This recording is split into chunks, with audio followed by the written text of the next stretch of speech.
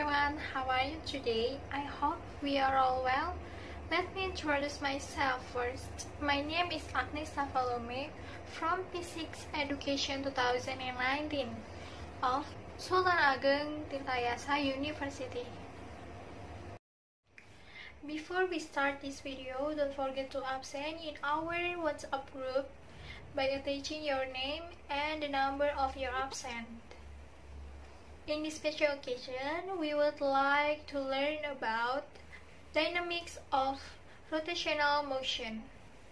And we are gonna discuss about energy of rotational motion, angular momentum, and last, we are gonna discuss about law of conservation of angular momentum.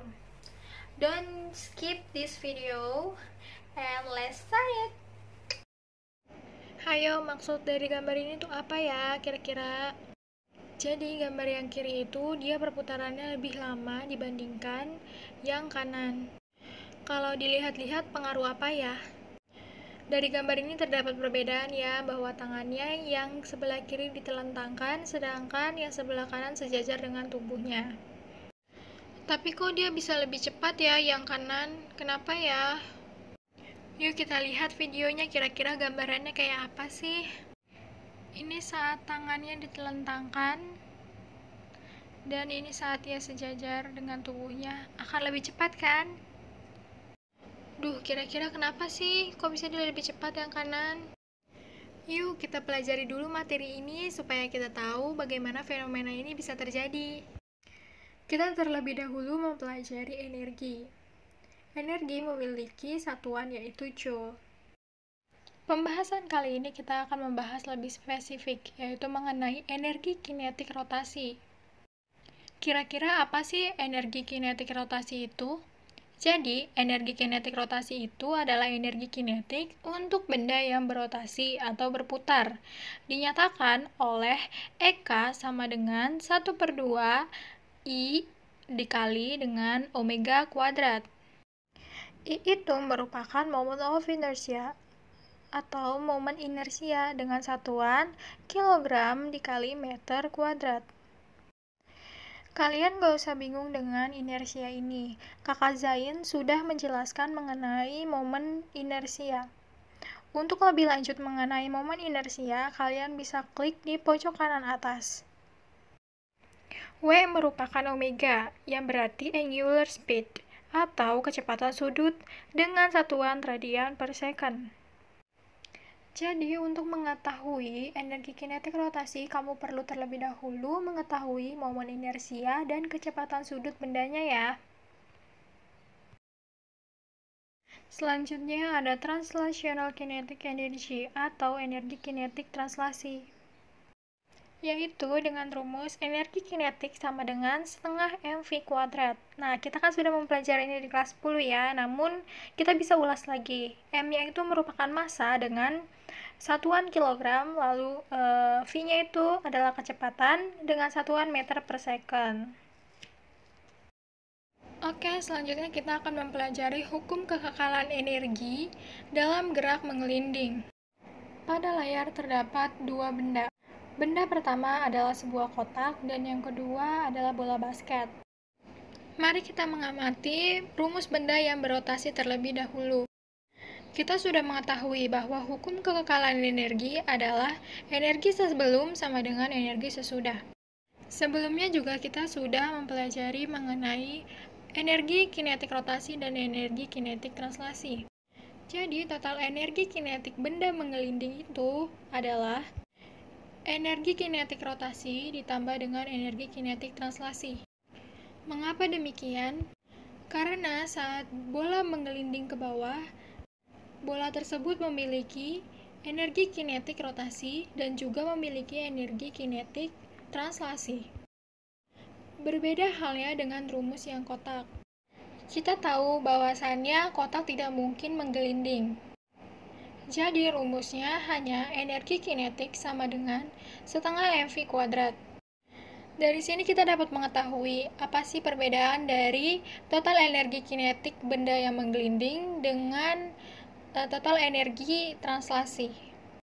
Jadi kita sekarang udah tahu bahwa energi dari bola yang menggelinding itu yaitu pertambahan dari energi kinetik translasi ditambah dengan energi kinetik rotasi, yaitu energi kinetik sama dengan 1/2 mv kuadrat ditambah 1/2 I dikali omega kuadrat. Kita langsung aja ke contohnya. Jadi ada bola pejal bergerak pada bidang miring. Bola pejal tersebut dilepaskan dari puncak bidang miring dengan ketinggian 2 meter. Dengan massa bola pejal yaitu 5 kg serta jari-jari 10 cm.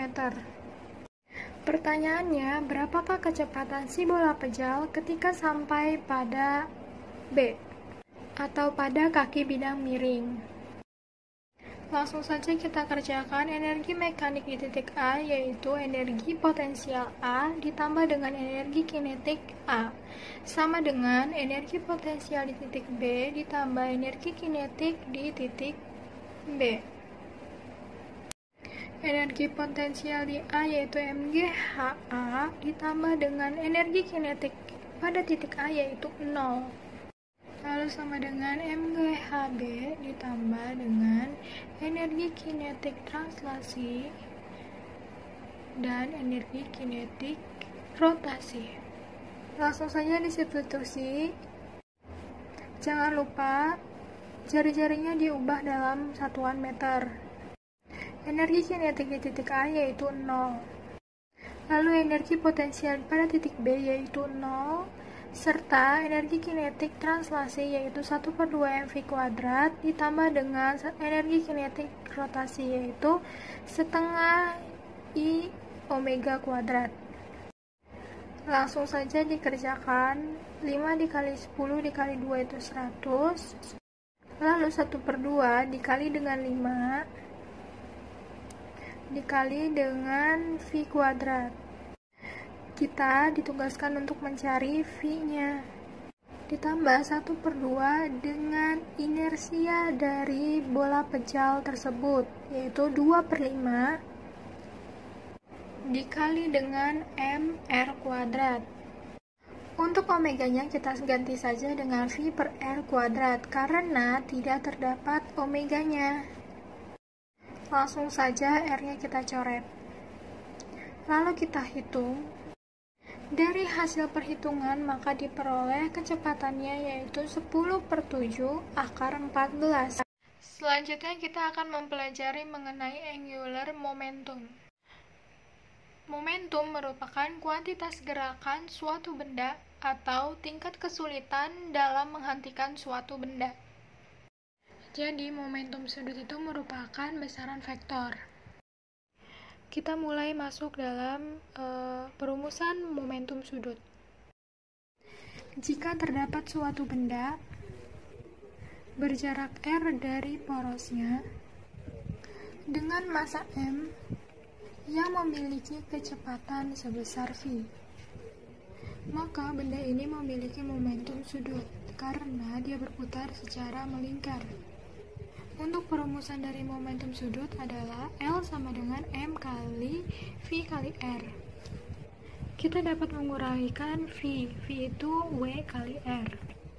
Maka kita dapat menulis M dikali W dikali R dikali R. Kita dapat mengelompokkan menjadi M R kuadrat dikali W. Kita sudah mengetahui bahwa M R kuadrat itu merupakan inersia. Maka momentum sudut itu sama dengan inersia dikali omega. Momentum sudut itu sendiri memiliki rumus kilogram kali meter kuadrat per second, sedangkan inersia yaitu kilogram meter kuadrat. Lalu omeganya yaitu radian per second. Arah momentum sudut dari suatu benda yang berotasi dapat ditentukan dengan kaidah putaran skrup atau dengan aturan tangan kanan.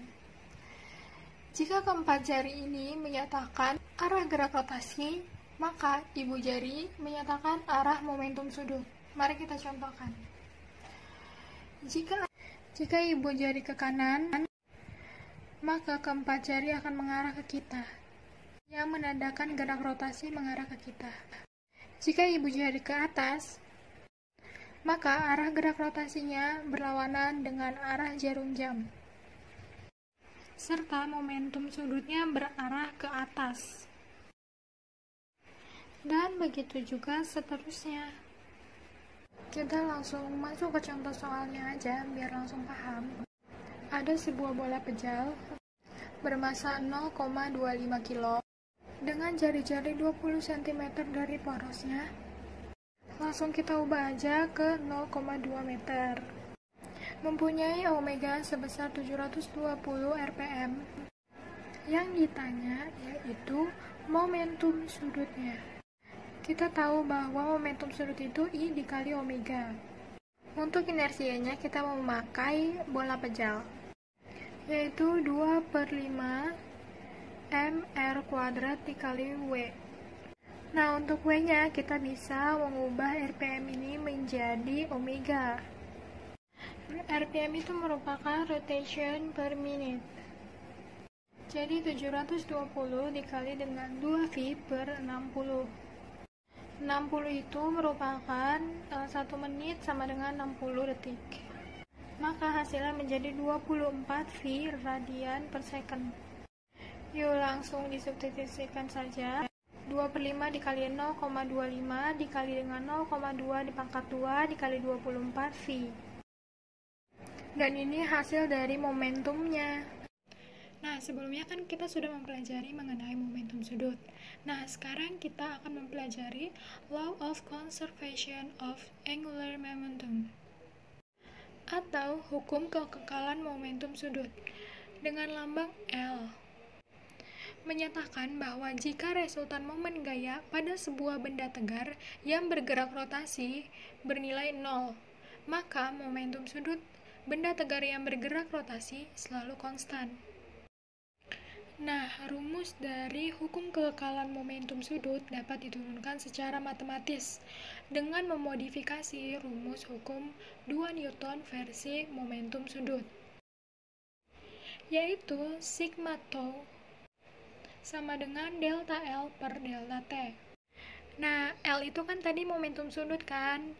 Momentum sudut itu rumusnya I dikali omega. Udah deh, tinggal disubstitusi aja. Momentum sudut akhir dikurang dengan momentum sudut awal per delta T. Kan tadi udah dijelasin bahwa resultan momen gayanya itu bernilai 0. Jadi 0 sama dengan I dikali omega T dikurang I dikali omega 0. Sekarang tinggal dipindahin aja deh. Pindah ruas. Jadi I T dikali omega T sama dengan I0 dikali omega 0. Jadi, rumus dari hukum kekekalan momentum ini adalah momentum sudut akhir sama dengan momentum sudut awal.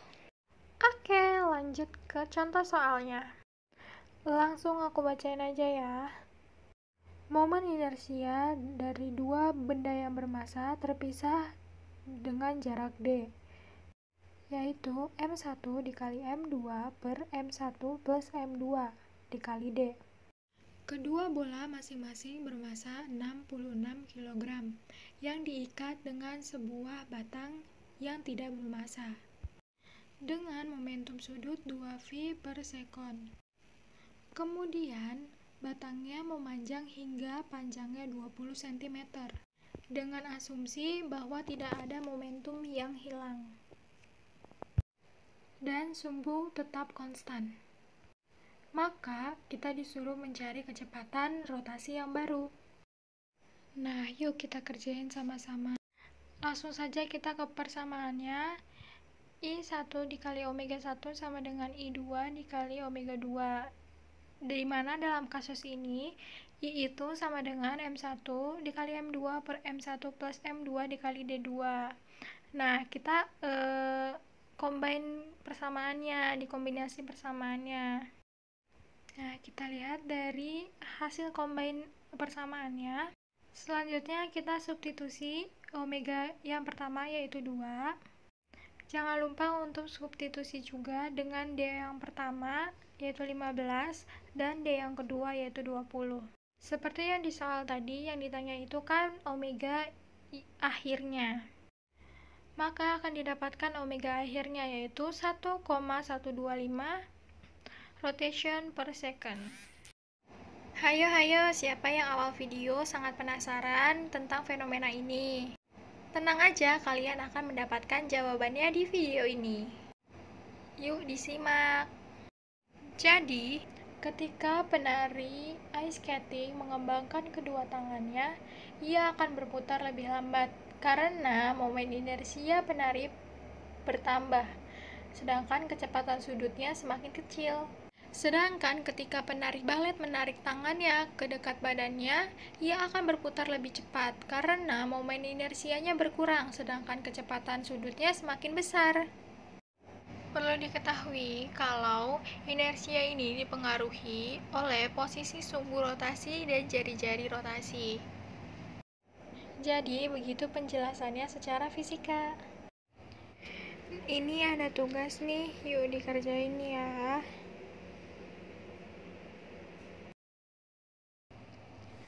That's all from me. Thank you for your attention.